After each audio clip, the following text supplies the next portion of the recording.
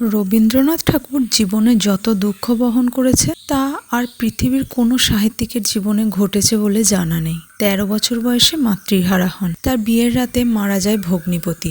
৪ মাস পর আত্মহত্যা করেন। যার প্রেরণা ও ভালোবাসায় তিনি কবি হয়ে উঠেছেন সেই নতুন বৌঠান কাদম্বরী দেবী। ১৯০২ সালে কবিপত্নী মৃণালিনী দেবী ২৯ বছরে মারা গেলেন।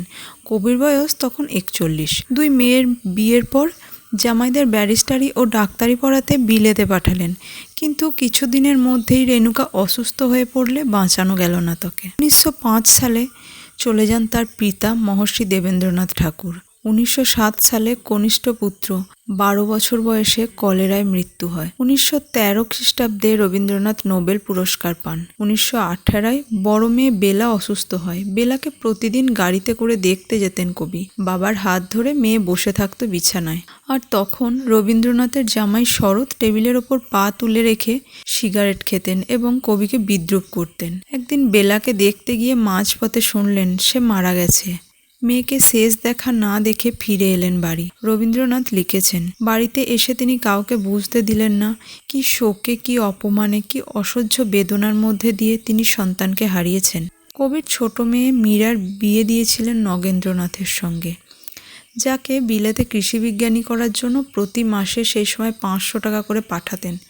আর নগেন্দ্র চিঠি লিখে আরও টাকা পাঠানোর তাগাদা দিতেন। প্রত্যুত্তরে কবি লিখতেন, আর জমিদারি থেকে প্রতি মাসে ৫০০ টাকাই পাই, তার পুরোটাই তোমাকে সেই নগেন্দ্র বিলেত থেকে ফিরে ২ সন্তানসহ মীরাকে পরিত্যাগ করে অন্যত্র চলে যান।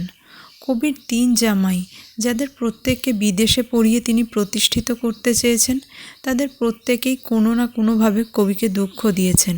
সারা জীবন কবি দুঃখ পেয়েছেন বারে বারে, অপমানিত, উপেক্ষিত হয়েছেন অসংখ্যবার। আর্জেন্টিনায় কবিপ্রেমী লেখিকা ভিক্টোরিয়া ও কাম্পোর সাথে তার সম্পর্ক নিয়ে কুৎসা করে সংবাদপত্র প্রকাশিত হয়েছে। কবি তখন ৬৮, নোবেল পুরস্কার প্রাপ্ত বিশ্ববরেণ্য সাহিত্যিক। কবির নোবেল প্রাপ্তি নিয়েও কিছু লোক তাকে ব্যঙ্গ করেছিলেন। চিঠি লিখে কবির কাছে জানতে চাইছেন নোবেল পুরস্কার পাওয়ার টেকনিক। সেক্ষেত্রে ভাবী পুরস্কার প্রাপক কবিকে অর্ধেক টাকা দিতেও রাজি।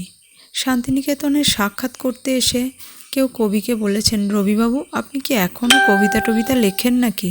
মানে অতগুলো টাকা পাওয়ার পর আবার কেউ লেখে নাকি? অথচ অনেকেই জানে না। নোবেল পুরস্কার প্রাপ্তির খবরটা প্রশান্তচন্দ্র মহলনাবিশ যখন কবিকে দেন, তখন কবির প্রথম প্রতিক্রিয়া ছিল, যাক, ওই টাকায় এবার বিশ্বভারতীর সেচ খাল কাটার সংস্থানটা হবে।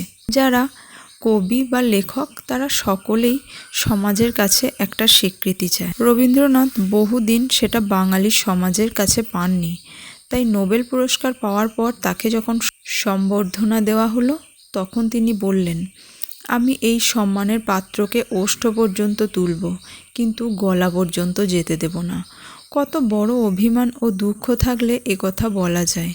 রবীন্দ্রনাথ নিজেই বলেছেন, পৃথিবীতে এসে যে ব্যক্তি দুঃখ পেল না, সে লোক ঈশ্বরের কাছ থেকে সব পাওয়া পেল না। বারে বারে মৃত্যু, দুঃখ, অপমান রবীন্দ্রনাথকে শানিত করেছে সৃষ্টিপথে, নির্মোহ করেছে জগৎ সংসার, নস্টালজিক করেছে ক্ষণে ক্ষণে।